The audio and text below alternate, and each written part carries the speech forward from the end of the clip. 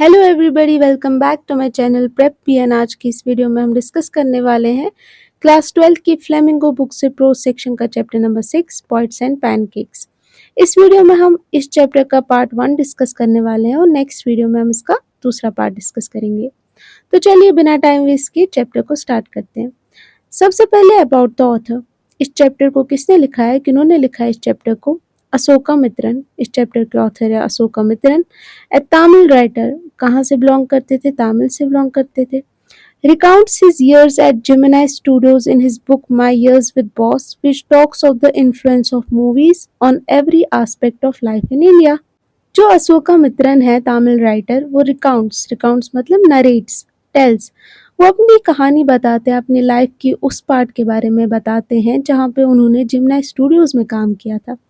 किसमें नरेट करते हैं अपनी स्टोरी को? माई ईयर्स विद बॉस, जो उन्होंने बुक लिखी है उसमें डिस्कस करते हैं। और उसमें क्या डिस्कस करते हैं? वो बोलते हैं कि मूवीज का क्या इन्फ्लुएंस रहता है लोगों पर, लोगों की जिंदगी कैसे इम्पैक्ट करती है मूवीज इंडिया में, उसके बारे में डिस्कस करते हैं। The Gemini Studios located in Chennai was set up in 1940। जहाँ पे वो काम करते थे, जिस स्टूडियो में वो काम करते थे, जिमिनाई स्टूडियो में, वो कहाँ लोकेटेड था? चेन्नई में लोकेटेड था। और उसको कब एस्टैब्लिश किया गया था? 1940 में। It was one of the most influential film producing organizations of India in the early days of Indian filmmaking। जब इंडिया में नया नया फिल्म बनाने का काम स्टार्ट हुआ था, उस टाइम पे सबसे अच्छे तरीके से काम करने वाला कौन सा स्टूडियो था? जिमिनाई स्टूडियो था। It's founder was S S वसन। इसके फाउंडर यानी कि जिमना स्टूडियोज के ओनर कौन थे? एस एस वसन। The duty of Ashoka Mitran in Gemini Studios was to cut out newspaper clippings on a wide variety of subjects and store them in files। जो हमारे ऑथर है उनका क्या काम रहा इस जिमना स्टूडियो में? उनका काम था कि जो न्यूज़पेपर्स आया करते थे उनमें से अलग अलग सब्जेक्ट्स पे जो टॉपिक्स होते थे उनको ढूंढना और उसके छोटे छोटे टुकड़े करना, क्लिपिंग्स मतलब उसके टुकड़े करना, और उन टुकड़ों को, उन क्लिपिंग्स को स्टोर करके रखते थे वो फाइल्स में। Many of these had to be written out by hand. इनमें से कई सारी क्लिपिंग्स पे उनको खुद से ही लिखना पड़ता था। Although he performed an insignificant function, he was one of the most well informed of all the members of the Gemini family। Insignificant का मतलब होता है अनइम्पॉर्टेंट। उनका बहुत बड़ा रोल तो नहीं था जिमना स्टूडियोज में, बहुत छोटा मोटा सा काम था उनका। न्यूज़पेपर्स को कट करना था और उनको स्टोर करना था, तो ये तो बहुत बड़ा काम नहीं है। लेकिन हालांकि उनका काम बहुत छोटा था, लेकिन उनको जिमना स्टूडियोज की हर इंफॉर्मेशन उनके पास रहती थी। वहाँ पे काम करने वालों के बारे में जो भी इंफॉर्मेशन होती थी उसके बारे में वो कम्प्लीटली अवेयर रहते थे। The following is an excerpt from his book my years with boss. जो ये चैप्टर है पॉइंट्स एंड पैनकेक्स, ये उनकी इसी बुक में से, माई ईयर्स विद बॉस में से एक टुकड़ा, एक हिस्सा निकाला गया है और उसी को आगे डिस्कस किया गया है। इस चैप्टर के नाम में ही पैनकेक वर्ड यूज किया गया है, तो ऑथर ने यहाँ पे पैनकेक के बारे में बताया है कि पैनकेक बेसिकली है क्या। Pancake was a brand name of the makeup material that Gemini Studios bought in truck loads. अब जिमिनाई स्टूडियोज में एक्टर्स भी हुआ करते होंगे, तो वहाँ पे उनका मेकअप भी यूज किया जाता होगा, उनको मेकअप भी किया जाता होगा। तो मेकअप ब्रांड जो यूज करते थे ना, उसका नाम पैनकेक था।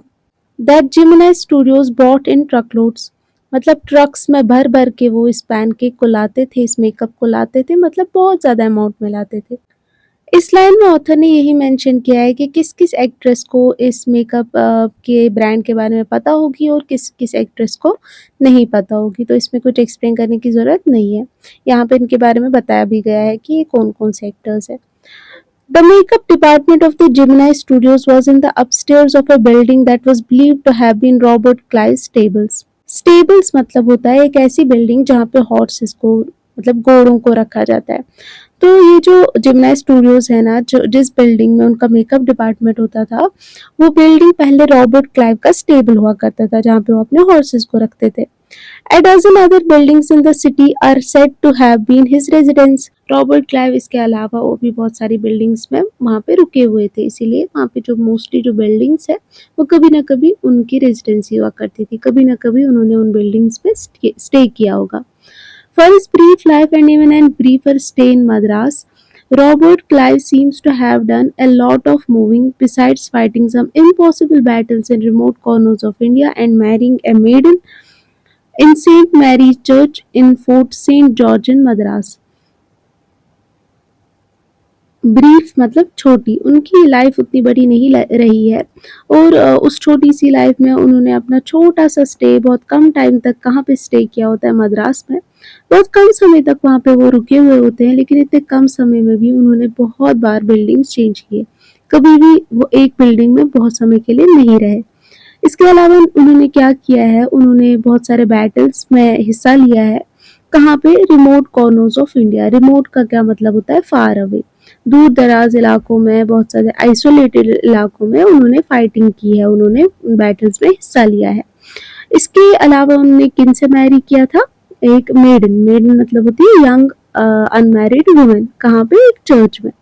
और ये चर्च कहाँ पे था? मद्रास में, एक फोर्ट में, सेंट जॉर्ज फोर्ट में, मद्रास में।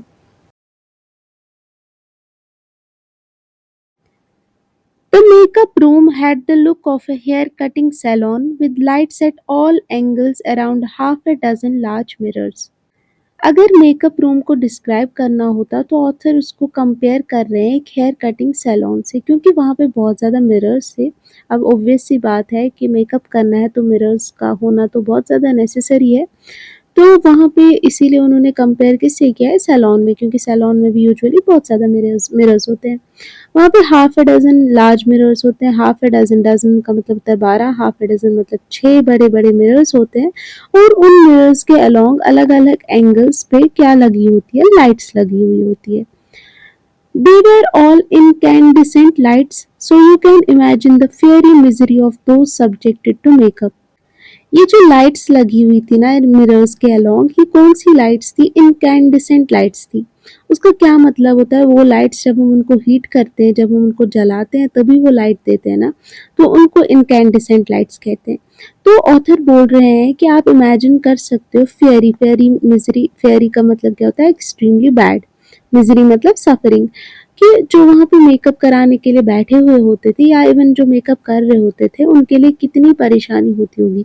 क्यों? क्योंकि हीट बहुत ज़्यादा है। लाइट तो दे रहे हैं, लाइट तो नेसेसरी है ना, तो वो जब लाइट को जला रहे हैं तो हीट भी बहुत प्रोड्यूस हो रही है, तो उनको बहुत ज़्यादा गर्मी महसूस होती होगी, तो उनको बहुत परेशानी, बहुत ज़्यादा मुश्किल फेस करना होता होगा उस टाइम पे। मैं इनकैंडिसेंट की मीनिंग लिख लेती हूँ यहाँ पे। Giving out light when heated. Misery की मीनिंग भी लिख लेती हूँ। मिजरी यानी कि सफरिंग।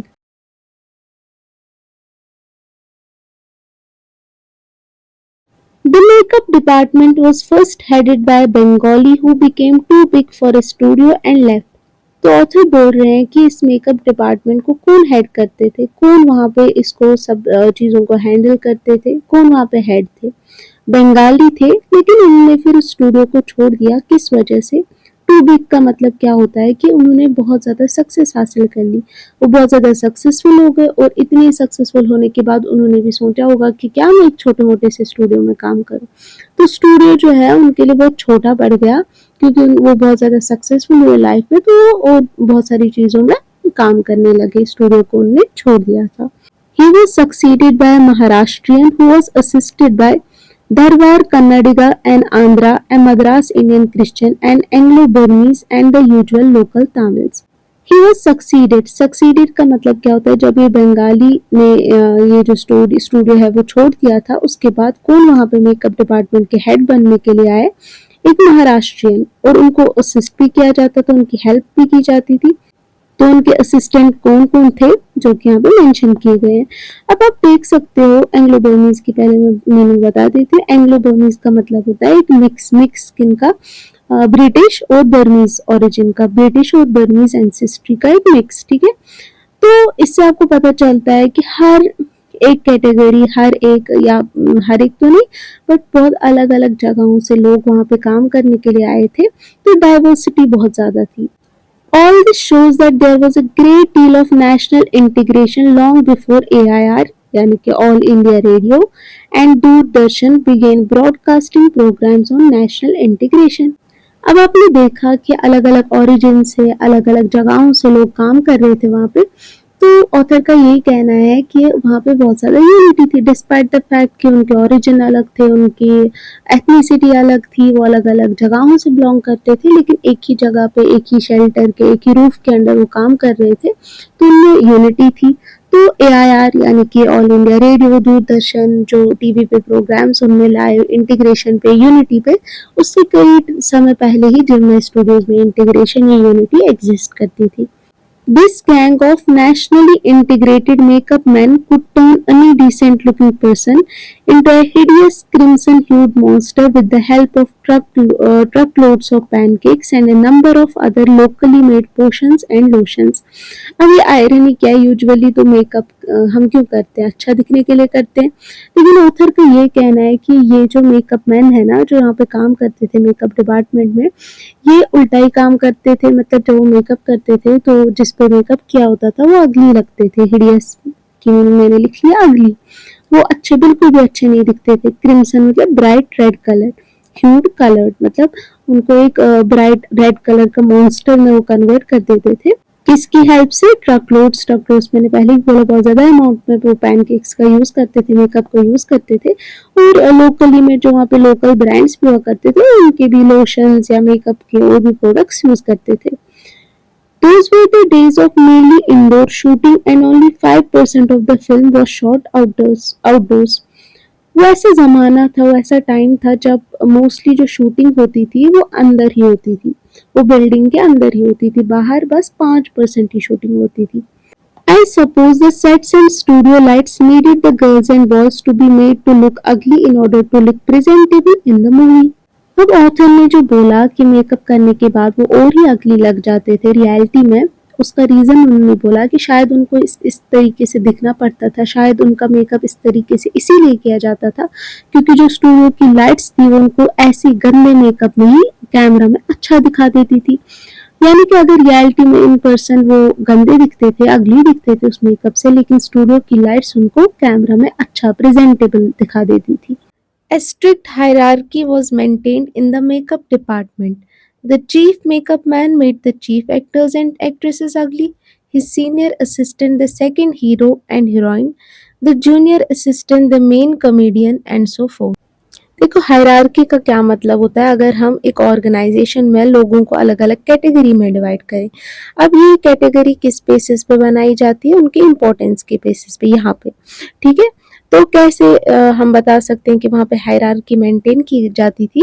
देखो मेकअप डिपार्टमेंट में सबसे इम्पोर्टेंट कौन था? चीफ मेकअप मैन, ठीक है। तो उसका काम क्या था? उसका काम था मेकअप करना किनको? चीफ एक्टर्स एंड एक्ट्रेसेस को, समझ आया। फिर दूसरा क्या है? Senior assistant. दूसरे लेवल पे कौन, किसकी इंपॉर्टेंस है? सीनियर असिस्टेंट की। सीनियर असिस्टेंट किसको करता था? जो दूसरे लेवल पे थे, जिनकी इंपॉर्टेंस एक्टर्स एक्ट्रेसेस में से दूसरी लेवल पे थे, मतलब सेकंड हीरो एंड हीरोइन। फिर तीसरे लेवल पे कौन था? Junior assistant. तो जूनियर असिस्टेंट किसको करता था? मेन कॉमेडियन का मेकअप करता था, एंड सो फोर्थ। इसी तरीके की हायरार्की चलती जाती थी। हायरार्की की मीनिंग में लिख लेती हूँ यहाँ पे, different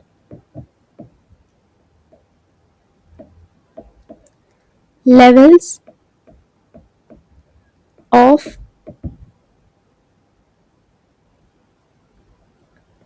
importance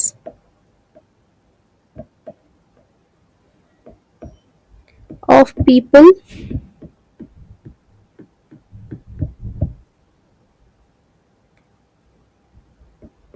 in an organization, जैसा कि मैंने एक्सप्लेन किया।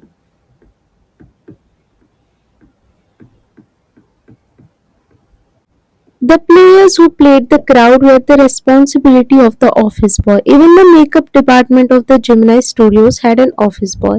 सबसे कम इम्पोर्टेंस किनको दी जाती थी? किन एक्टर्स या एक्ट्रेसेस को? जो क्राउड का रोल प्ले करते थे। इसीलिए अकॉर्डिंगली उनकी रेस्पॉन्सिबिलिटी किसको दी गई थी? ऑफिस बॉय की।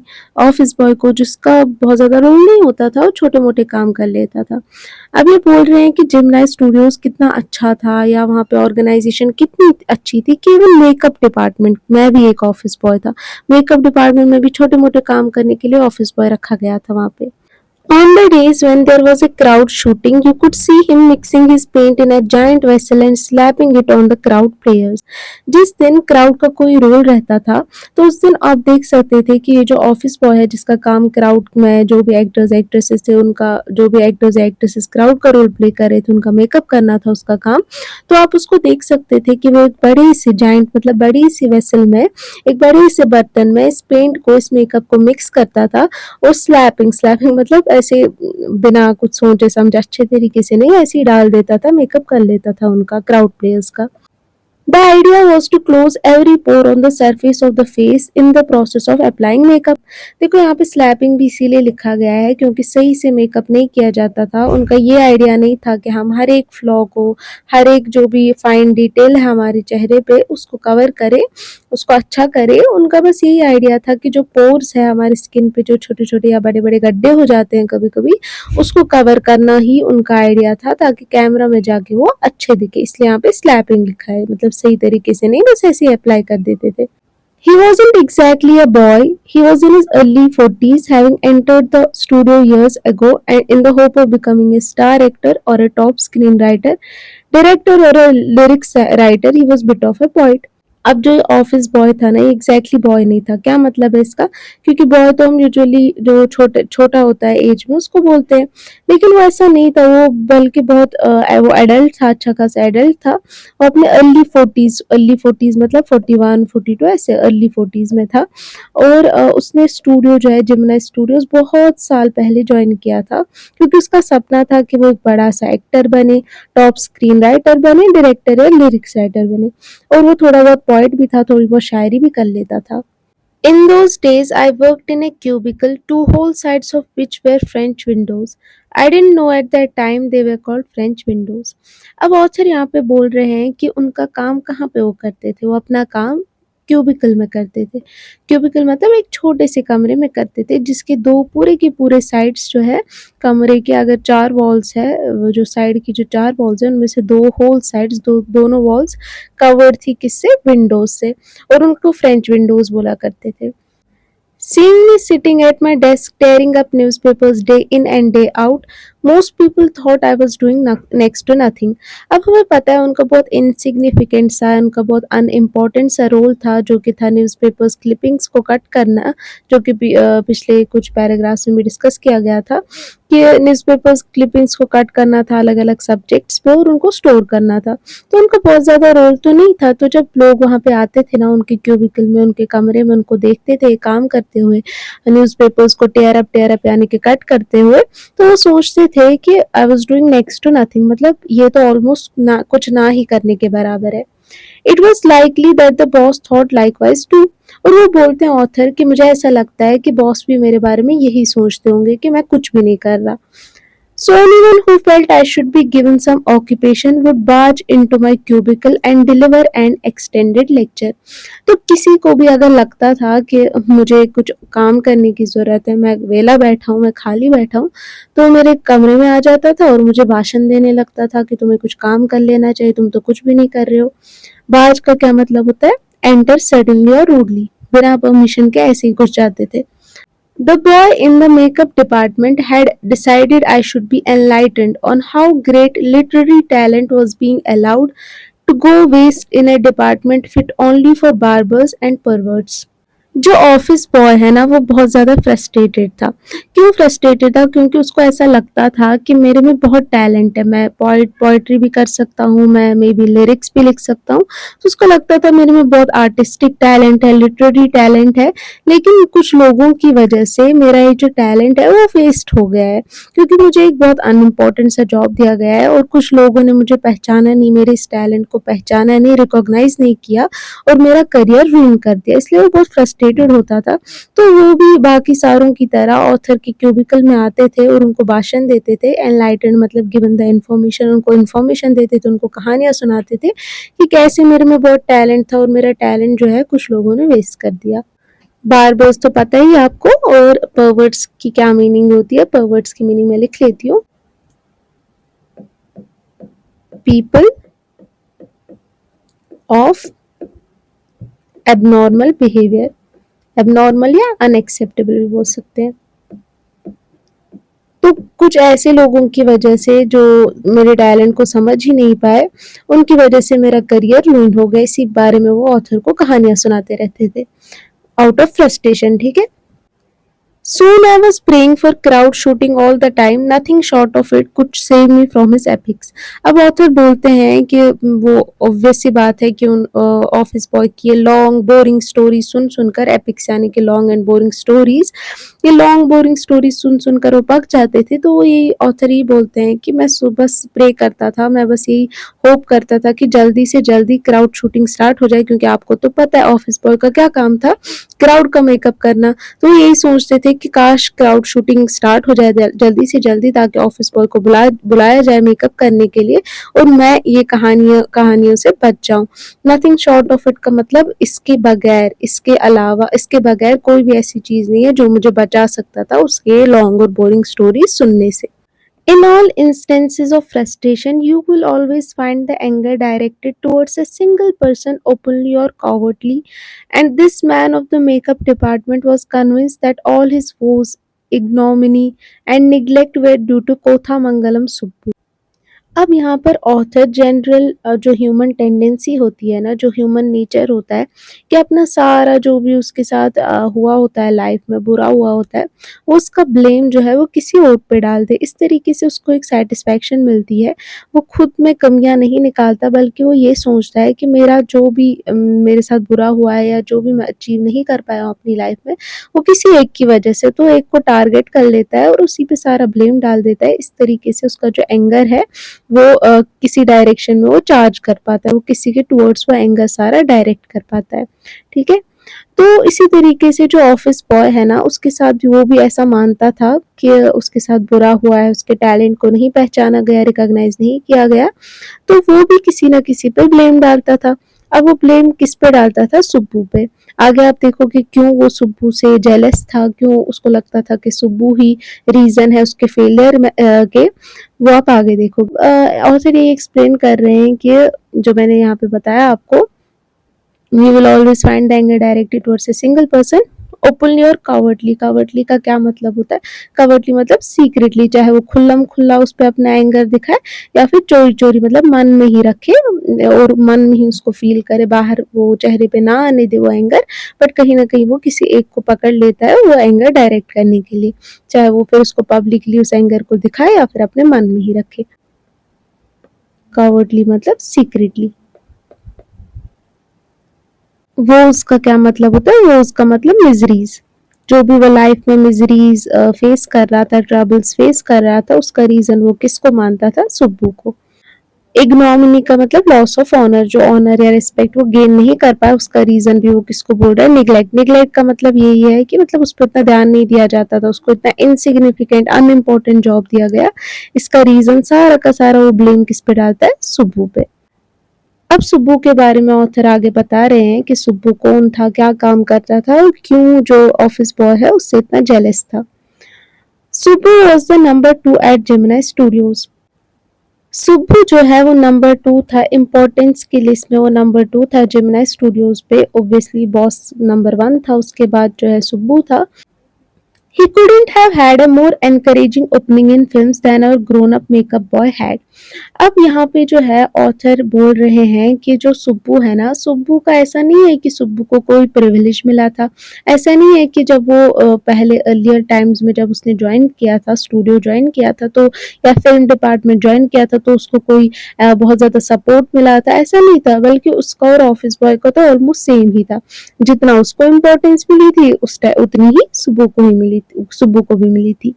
On the contrary, he must have had to face more uncertain and difficult times, for when he began his career, there were no firmly established film producing companies or studios. आप author कह रहे हैं कि ये तो दूर की बात है कि हम ये तो बिल्कुल ही नहीं कह सकते हैं कि सुब्बू जो है उसको ज़्यादा इंपॉर्टेंस मिली थी, उसको ज़्यादा एनकरेजिंग ओपनिंग मिली थी ऑफिस बॉय से। बल्कि हुआ तो ऐसा होगा कि सुब्बू को तो ज़्यादा ही डिफिकल्टी फेस करनी पड़ी होगी दैन ऑफिस बॉय। क्यों? क्योंकि जब सुब्बू ने अपना करियर शुरू किया, करियर की शुरुआत की, उस टाइम तो एस्टैब्लिश कोई भी फर्मली एस्टैब्लिश, कोई भी अच्छे तरीके से एस्टैब्लिश की गई फिल्म प्रोड्यूसिंग कंपनी थी ही नहीं, कोई भी अच्छा सा स्टूडियो था ही नहीं। जबकि ऑफिस बॉय ने जब ज्वाइन किया था उसके समय पे ये सारी चीज़ें अवेलेबल थी। Even in the matter of education, especially formal education, Subbu couldn't have had an appreciable lead over our boy. Even अगर हम एजुकेशन में भी इन दोनों को कंपेयर करें तो ऐसा नहीं है कि सुब्बू ने बहुत ज़्यादा पढ़ाई कर ली है और ऑफिस बॉय ने कम पढ़ाई कर ली है, ऐसा बिल्कुल भी नहीं है। इनकी एजुकेशन लेवल ऑलमोस्ट सिमिलर ही है। But by virtue of being born a Brahmin, a virtue indeed, he must have had exposure to more affluent situations and people. अब ऑथर बोल रहे हैं कि क्यों ऐसा हो सकता है कि सुब्बू को ज़्यादा इम्पोर्टेंस मिली ऑफिस बॉय से, जबकि ये सारी चीज़ें तो दोनों में ऑलमोस्ट सिमिलर ही है। तो क्यों सुब्बू बहुत ज़्यादा सक्सेस हासिल कर पाया जबकि जो ऑफिस बॉय है वो थोड़ा पीछे रह गया? क्यों? क्योंकि वो एक ब्राह्मण था। उस टाइम पे आपको पता है कास्ट सिस्टम बहुत प्रेवलेंट था, तो इसीलिए वो ब्राह्मण था, तो ब्राह्मण होने की वजह से उसको ज़्यादा एजुकेटेड लोगों के साथ उठना बैठना रहा होगा, उसका सोशल सर्कल बहुत अच्छा रहा होगा, इसी वजह से उसको ज़्यादा अपॉर्चुनिटीज़ मिली होंगी।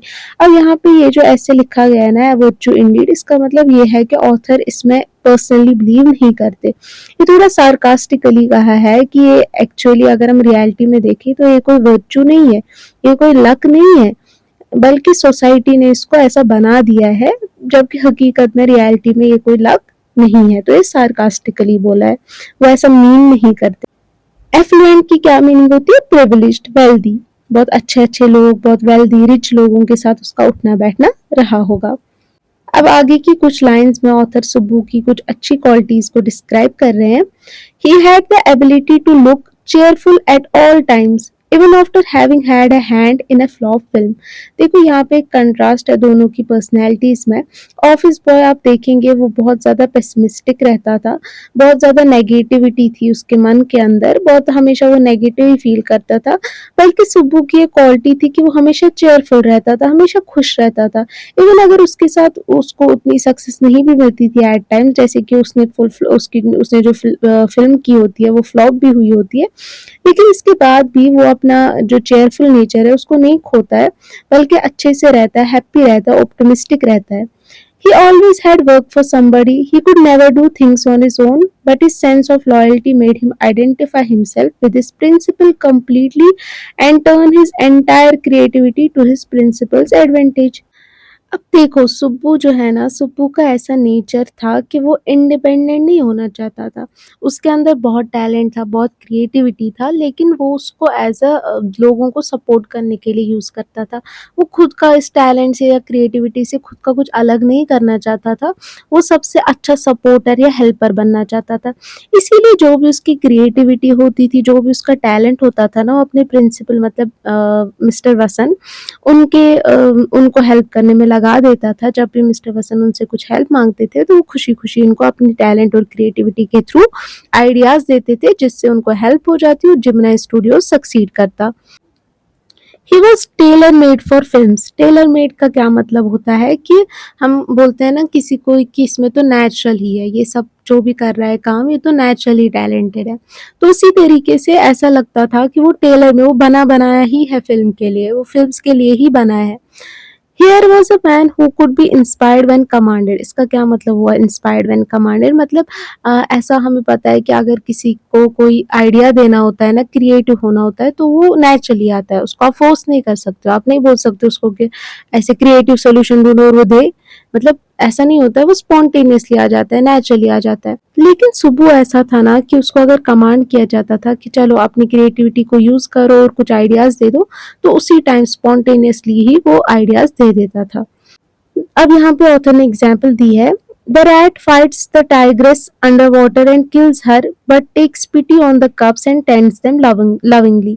I don't know how to do the scene, the producer would say, and Subbu would come out with 4 ways of the rat pouring affection on its victim's offspring।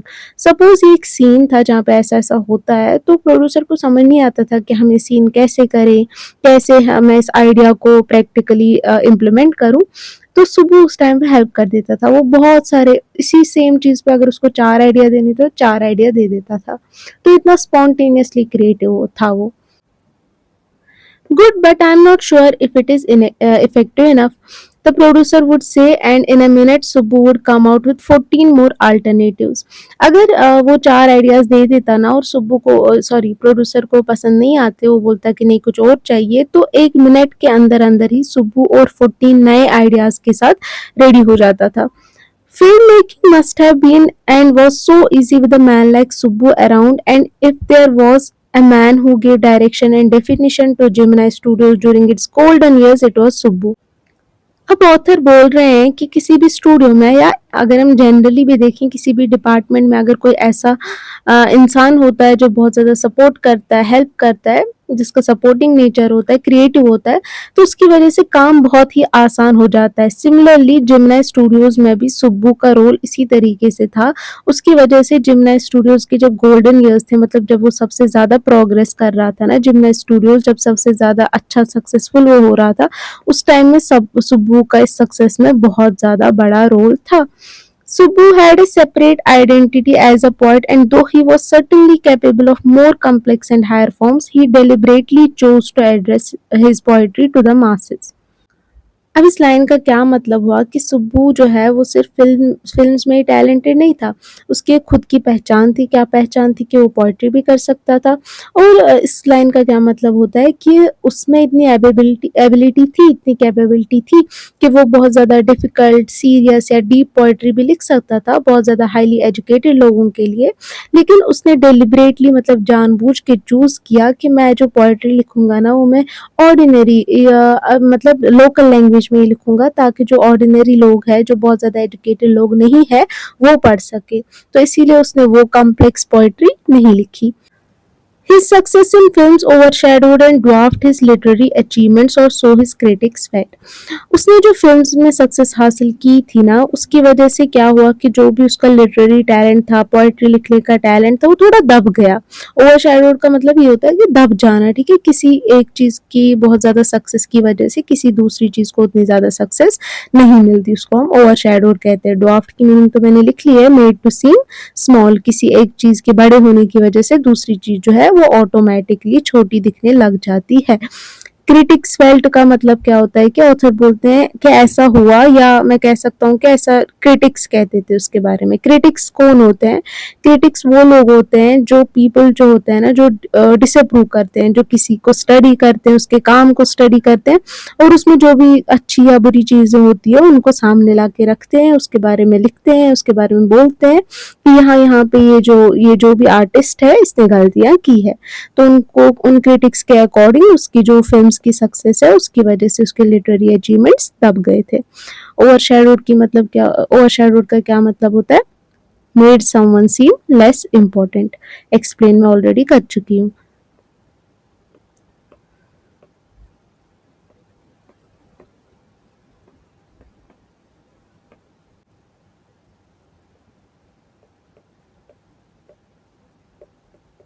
He composed several truly original story poems in folk refrain and diction, and also wrote a sprawling novel, Thilana Mohanambal, with dozens of very deftly etched characters.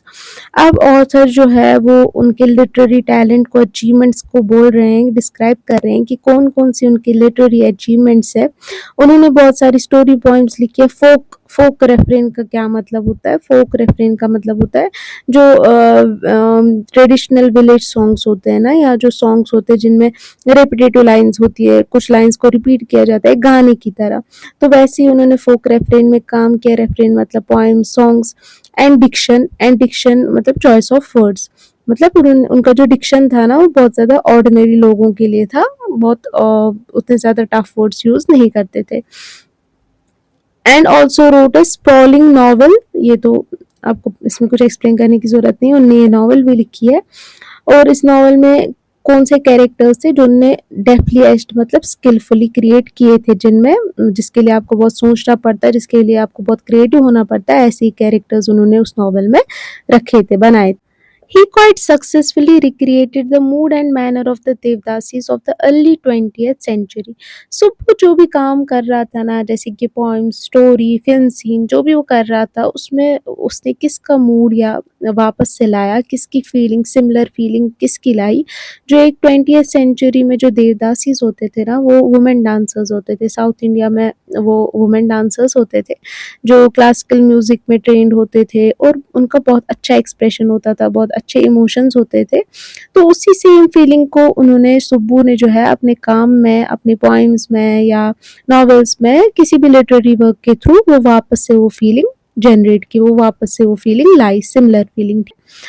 He was an amazing actor. He never aspired to the lead roles, but whatever subsidiary role he played in any of the films, he performed better than the supposed main players.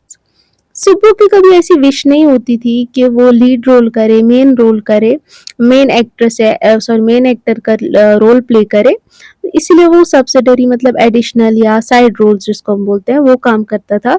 लेकिन इसमें मतलब subsidiary role करने के बाद भी वो जो main players है ना, मेन एक्टर्स एक्ट्रेसेस जो होते थे, उनसे भी अच्छी एक्टिंग सुब्बू की ही होती थी, तो वो उनको आउट परफॉर्म कर देता था। सब्सिडरी का मतलब क्या होता है? Additional, side role. He had a genuine love for anyone he came across, and his house was a permanent residence for dozens of near and far relations and acquaintances. Subbu के मन में हर किसी के टुवर्ड्स प्यार भरी फीलिंग ही होती थी, उसके मन में हेट्रेड या जेलेसी वाले फैक्टर्स नहीं थे। इसी वजह से लोग उसको बहुत लाइक करते थे और उनकी उसके साथ रहना उनको बहुत पसंद होता था। इसीलिए उसका जो घर है वो हमेशा भरा रहता था बहुत सारे लोगों से, चाहे वो उसके क्लोज वंस हो या फार रिलेशंस में भी दूर दराज के रिलेटिव्स या दूर के रिलेटिव्स भी हो, वो भी उसके घर पे आके रहते थे। एक्विंटेंसेस मतलब इवन वो लोग जिसके साथ वो फ्रेंड्स नहीं था, बस उनको जानता था थोड़ा सा या थोड़ी अच्छी जान पहचान थी, वो भी उसके घर पे आके रहते थे। It seemed against Subbu's nature to be even conscious that he was feeding and supporting so many of them. Subbu इतना अच्छा था ना, उसका दिल इतना अच्छा था कि वो सोचता भी नहीं था, उसके बारे में सोचता भी नहीं था कि मैं कितने लोगों को फीड कर रहा हूँ, कितने लोगों के लिए खाना बना रहा हूँ, कितने लोगों को अपने घर में जगह दे रहा हूँ, उसके बारे में कॉन्शियस भी नहीं था। Such a charitable and improvident man, and yet he had enemies. Charitable मतलब चैरिटी वर्क जो करता था, लोगों की ऐसी बिना ये सोचे कि मुझे बदले में क्या मिल रहा है, अच्छा करता था उनके साथ, उनको अपने घर में जगह देता था, उनको खिलाता था, पिलाता था। इम्प्रोविडेंट का मतलब एक ऐसा इंसान था ना वो, जो फ्यूचर के बारे में नहीं सोचता था, जैसे कि अभी भी ऑथर ने बोला कि वो कॉन्शियस था ही नहीं, वो इस बारे में थॉट ही नहीं लेता था, इस बारे में सोचता ही नहीं था कि मेरे कितने पैसे यूज हो रहे हैं, मेरा कितना, मैं लोगों को कितना फीड कर रहा हूँ, अननेसेसरली फीड कर रहा हूँ, इस बारे में कॉन्शियस नहीं था। तो इसी तरीके से वो फ्यूचर के बारे में भी बहुत ज्यादा नहीं सोचता था। इतना अच्छा इंसान के होने के बाद भी उसके एनिमीज थे। एक तो उनमें से ऑफिस बॉय ही है, वो तो आपको पता ही है। इम्प्रोविडेंट की मीनिंग लिख लेती हूँ मैं। नॉट प्लानिंग और थिंकिंग। वो तो प्रेजेंट के बारे में नहीं सोच रहा था, तो प्रेजेंटली उसके एक्सपेंसेस कितने हो रहे थे उसके बारे में नहीं सोच रहा था, तो फ्यूचर के बारे में क्या ही सोचता। आगे ऑथर रीजंस दे रहे हैं कि क्या रीजंस हो सकते हैं कि उससे लोग नफरत करते थे, उसके भी इतने अच्छे होने के बाद भी उसके भी कुछ एनिमीज थे। Was it because he seemed so close and intimate with the boss? क्या ये इसलिए था कि बॉस उससे बहुत ज्यादा अच्छे से उसको ट्रीट करता था, बॉस की नजरों में वो बहुत इंपॉर्टेंट था, क्या इस वजह से लोग उससे जेलस होते थे? Or was it in his general demeanor that resembled a sycophant's?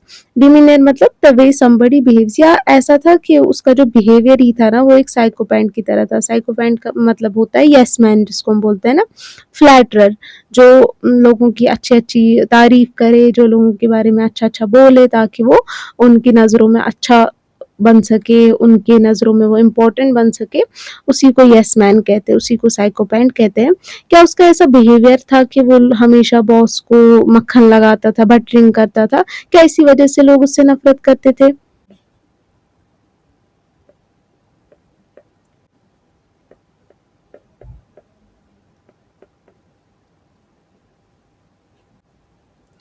और हिज रेडीनेस टू से नाइस थिंग्स अबाउट एवरीथिंग, या इसलिए क्योंकि वो हर चीज़ में अच्छा ढूंढता था, हर चीज़ के बारे में अच्छा बोलता था, क्योंकि बहुत ज़्यादा जब कोई अच्छा हो ना तो उसमें भी लोगों को कमियां दिखने लग जाती है कि क्यों ये इतना अच्छा है, क्या इसके पीछे कोई मकसद है, कोई रीज़न है कि ये इस तरीके से बिहेव कर रहा है। In any case, there was this man in the makeup department who would wish the direst things for Subbu. चलो इनमें से जो भी रीजन हो, ऑथर ऐसा कह रहा है कि कोई भी रीजन हो इनमें से, इतना तो पक्का था कि ये जो ऑफिस बॉय है मेकअप डिपार्टमेंट से, वो तो यही चाहता था, डायरेस्ट मतलब मोस्ट टेरेबल, वो तो सुब्बू के लिए बहुत ही बुरा जो भी हो सकता था ना, सबसे बुरा चाहता था वो सुब्बू के लिए, उससे नफरत करता था। You saw Subbu always with the boss, but in the attendance roles, he was grouped under a department called the Story Department, comprising a lawyer and an assembly of writers and poets.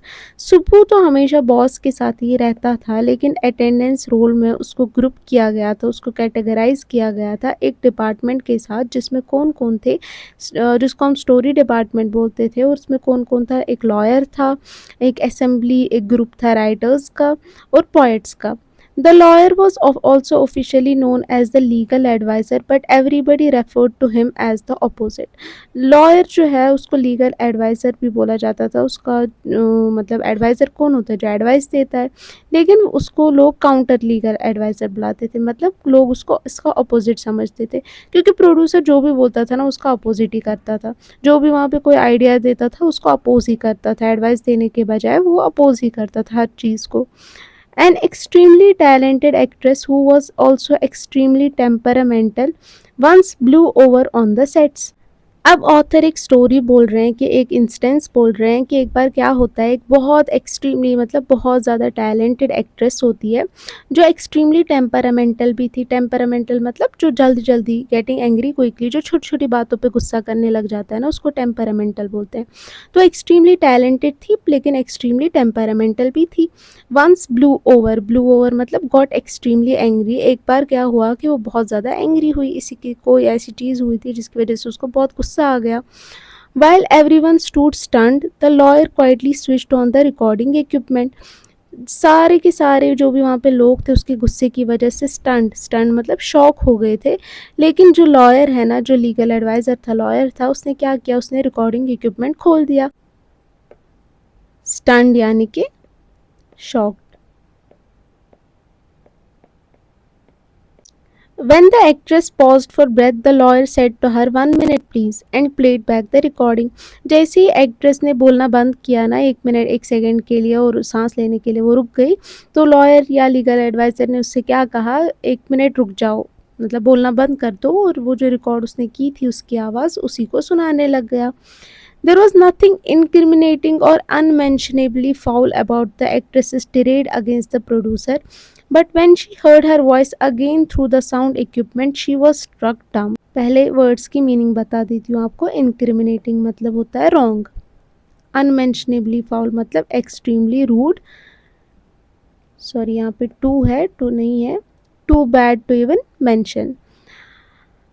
तो क्या होता है कि author बोलते हैं कि ऐसा नहीं था जो वो बोल रही थी वो कुछ बहुत ज़्यादा बुरा बोल रही थी, हाँ वो गुस्से में थी, वो बहुत, उसका पिच बहुत हाई था, लेकिन जो भी वो बोल रही थी वो अब्यूज़ नहीं कर रही थी, वो उसके जो वर्ड्स है वो गंदे नहीं थे। अनमेंशनेबली फाउल मतलब एक्सट्रीमली रूड नहीं थे, इतना ज़्यादा रूड नहीं था कि हम बात ही नहीं कर पाते, कोई बात ही नहीं कर पाता उस बारे में या मेंशन नहीं कर सकते, ऐसा कुछ नहीं था। ना ही उसके इसमें एंगर में कुछ गलत था, ना ही उसने कोई गलत शब्दों का इस्तेमाल किया। टिरेड मतलब, टिरेड का मतलब होता है एंग्री स्पीच, या जो भी उसने एंगर वहाँ पे दिखाया उसमें कुछ भी गलत नहीं था, उसने कोई भी गलत शब्द यूज़ नहीं किए।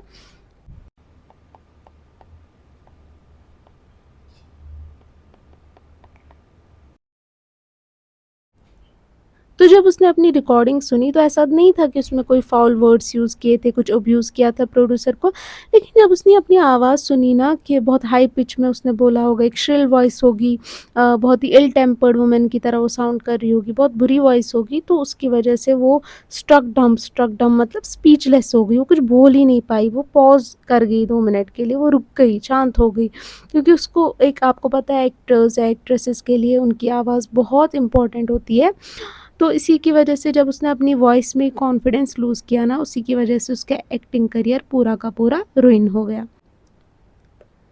A girl from the countryside, she hadn't gone through all the stages of worldly experience that generally precede a position of importance and sophistication that she had found herself catapulted into. वो country side से थी, मतलब वो main town से नहीं थी, वो उसने बहुत ज़्यादा एक्सपीरियंस नहीं दिए देखा था अपनी लाइफ में। यूजुअली एक्टर्स और एक्ट्रेसेस को बहुत ज़्यादा स्ट्रगल करना पड़ता है इस मुकाम तक पहुंचने के लिए, इस सक्सेस के लिए जो इसको मिली थी, इस लड़की को मिली थी। क्योंकि क्यों उसको ये मिला था? अगर उसने स्ट्रगल फेस नहीं किया फिर भी उसको क्यों मिला था? मे बी क्योंकि वो टैलेंटेड थी, वो एक्सट्रीमली टैलेंटेड थी, तो उसको चीज़ें आसानी से मिल गई, बहुत ज़्यादा स्ट्रगल उसको नहीं करना पड़ा। तो इसीलिए उसने बहुत ज़्यादा एक्सपीरियंस नहीं था उसके पास। That generally precede a position of importance and sophistication. Sophistication मतलब being well mannered and experience. उसने वो स्ट्रगल नहीं देखा था जो ज़रूरी होता है या जो एक्टर्स या एक्ट्रेसेस जनरली फेस करते हैं अपनी लाइफ में इस इम्पोर्टेंस तक पहुंचने के लिए, या सक्सेस हासिल करने के लिए, या ऐसा वेल मैनर्ड बनने के लिए, एक्सपीरियंस बनने के लिए। इसी वजह से जब उसने उसको ये एम्बैरसमेंट फील हुई, शेम फील हुई, उसने अपना सारा कॉन्फिडेंस लूज़ कर दिया और उसने मैच्योरली वो इस चीज़ को हैंडल नहीं कर पाई, वो इस क्रिटिसिज्म को या इस बुराई को नहीं ले पाई। कैटापुल्टेड इनटू मतलब थ्रोन इनटू, जो सक्सेस उसको ऐसे ही मिल गई थी या बिना स्ट्रगल के मिल गई थी। She never quite recovered from the terror she felt that day. जैसा कि मैंने बोला कि उसने अपनी जब वॉइस सुनी कि मेरी वॉइस इतनी बुरी है, उसको मैच्योरली हैंडल नहीं कर पाई सिचुएशन को, वो मैच्योरली एक्ट नहीं कर पाई और उसने अपना कॉन्फिडेंस लूज़ कर दिया। That was the end of a brief and brilliant acting career. Brief मतलब छोटा, तो उसका करियर छोटा ही रह गया, वो आगे जाके नहीं कर पाया एक्टिंग, उसका कॉन्फिडेंस ही ख़त्म हो गया। तो उसका ब्रिलियंट एक्टिंग करियर, एक एक्सट्रीमली टैलेंटेड लड़की होने के बाद भी उसका करियर जो है वो रुइन हो गया, ख़त्म हो गया। The legal adviser who was also a member of the story department had unwittingly यानी कि accidentally brought about that sad end. मतलब उसका इंटेंशन तो नहीं था लीगल एडवाइज़र का, लॉयर का, कि मैं उसका करियर ही ख़त्म कर दूँ, तो एक्सीडेंटली ही अन इंटेंशनली ही उसने ये काम कर दिया था। उसने उसका करियर जो है वो तबाह कर दिया था, रुइन कर दिया था। While every other member of the department wore a kind of uniform, khadi dhoti with a slightly oversized and clumsily tailored white khadi shirt, the legal advisor wore pants and a tie and sometimes a coat that looked like a coat of a male. Story department के जो बाकी members थे वो एक uniform पहना करते थे, सारे एक सिमिलर कपड़े पहनते थे, यूनिफॉर्म पहनते थे। वो यूनिफॉर्म क्या थी? खादी। खादी एक मटेरियल है। खादी धोती पहना करते थे और स्लाइटली ओवरसाइज मतलब थोड़ी लार्ज लार्ज शर्ट पहनते थे। क्लमजीली टेलर्ड मतलब बैडली स्टिच, जिसको अच्छे तरीके से उसकी वेल फिटिंग नहीं होती है, ओवरसाइज्ड होती है, उसकी फिटिंग अच्छी नहीं होती है, वैसी एक खादी शर्ट पहनते थे। लेकिन लीगल एडवाइज़र ऐसा नहीं पहनता था, वो यूनिफॉर्म के रूल्स फॉलो नहीं करता था, यूनिफॉर्म नहीं पहनता था। वो पैंट्स पहनता था और क्या पहनता था, उसके साथ टाई और कभी कभी एक कोट पहना करता था जो किसकी तरह दिखता था? Coat of mail. Coat of mail का क्या मतलब होता है? जो सोल्जर्स आर्मर की तरह पहनते हैं ना, उसको कोट ऑफ मेल कहते हैं। तो वो ऐसा ही कोट पहनता था जो एक आर्मर की तरह लगता था। Often he looked alone and helpless, a man of cold logic in a crowd of dreamers. Often ऐसा लगता था कि वो अकेला था। क्यों? देखो अकेला क्यों था वो? क्योंकि उसके जो आइडियाज़ थे ना वो सिमिलर नहीं थे दूसरे लोगों के। दूसरे लोग अगर एक चीज़ को फ़ॉलो करते थे, वो उस चीज़ को फ़ॉलो नहीं करता था। तो इसी वजह से वो दूसरों के जैसा नहीं था, तो लोग उसको कॉर्नर करते थे, उसको अकेला छोड़ देते थे, क्योंकि उनके पास उससे डिस्कस करने का कोई ये नहीं होता, टॉपिक नहीं होता था, उनके आइडियाज़ मैच नहीं करते थे, उनके ओपिनियन सिमिलर नहीं थे। इसीलिए वो काफ़ी टाइम अकेला ही रहता था और हेल्पलेस, मतलब उसका कोई सपोर्टर या कोई साथी वहाँ पे नहीं था। उसका वो लॉजिकल था, काफ़ी रीज़नेबल इंसान था वो इन अ क्राउड ऑफ ड्रीमर्स। अगर वहाँ पे लोग ड्रीमर्स थे जो अपनी ही ख़याली दुनिया में रहते थे, उस दुनिया में वो एक ऐसा इंसान था जो लॉजिक में बिलीव करता था, रीज़न में बिलीव करता था, प्रैक्टिकल सॉल्यूशंस में बिलीव करता था। A neutral man in an assembly of Gandhiites and Khadiites. उस टाइम पे गांधी जी को लोग सपोर्ट करते थे, उनका जो सेल्फ रूल का बिलीव था, खादी में वो बिलीव करते थे कि स्वदेशी प्रोडक्ट्स बनाए, जो इंडिया में ही प्रोडक्ट्स बन रहे हैं उनको यूज़ करें। तो उसी प्रिंसिपल को फॉलो करते थे, उन्हीं उन्हीं के बिलीव को फॉलो करते थे, लेकिन वो न्यूट्रल था। न्यूट्रल मतलब वो किसी भी साइड को सपोर्ट नहीं करता था, वो इन सब चीज़ों में बिलीव नहीं करता था। Like so many of those who were close to the boss, he was allowed to produce a film, and though a lot of raw stock and pancake were used on it, not much came of the film. जो भी boss के close होता था तो उसको alloc करता था boss कि आप एक फिल्म बनाओ। उसी तरीके से इनको भी ये अपॉर्चुनिटी दी गई थी कि आप फिल्म बनाओ, फिल्म को प्रोड्यूस करो, और उन्होंने ऐसा किया भी। उन्होंने बहुत ज़्यादा रॉ मटेरियल यूज़ किया, उसमें बहुत ज़्यादा मेकअप का यूज़ हुआ, लेकिन इस सब के बाद भी वो फिल्म जो है वो एक हिट नहीं हो पाई, वो बहुत ज़्यादा नहीं चली। Then one day the boss closed down the story department, and this was perhaps the only instance in all human history where a lawyer lost his job because the poets were asked to go home.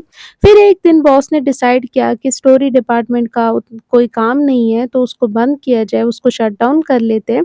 और author बोलते हैं कि आप देखो कैसी situation आ गई कि पहली बार ऐसा ह्यूमन हिस्ट्री में ऐसा पहली बार हुआ होगा कि एक लॉयर जिसका पॉइंट से कोई लेना देना नहीं है, उस लॉयर ने पॉइंट्स की वजह से, क्योंकि पॉइंट्स को बोला गया कि घर चले जाओ, पॉइंट्स ने अपनी जॉब लूज कर दी, उस वजह से एक लॉयर ने भी अपनी जॉब लूज कर दी। ऐसा यूजुअली तो होता नहीं है, क्योंकि लॉयर्स और पॉइंट्स का कोई आपस में कोई मेल नहीं होता। तो ये था पार्ट 1 इस चैप्टर का, पॉट्स एंड पैनकेक्स का पार्ट 1। आई होप आपको सारी चीज़ें अच्छे से समझ आ गई होंगी, क्योंकि आई नो ये चैप्टर थोड़ा कॉम्प्लिकेटेड है, बच्चों को आसानी से समझ नहीं आता है। तो आई होप कि मैंने बहुत ही अच्छे तरीके से, बहुत ही ईजी वर्ड्स में आपको एक्सप्लेन कर दिया हो, आपको समझ आ गई होंगी सारी चीज़ें, हर एक लाइन मैंने अच्छे से डिस्क्राइब करने की, एक्सप्लेन करने की कोशिश की है। तो इसी तरीके से पार्ट 2 भी रहने वाला है, बहुत ही ईजी लफ्ज़ों में, बहुत ही आसान वर्ड्स में आपको समझाया जाएगा, एंड आई एम श्योर कि आपको चीज़ें समझ आ जाएंगी। तो वीडियो पसंद आया होगा, प्लीज़ वीडियो को लाइक कर दीजिएगा।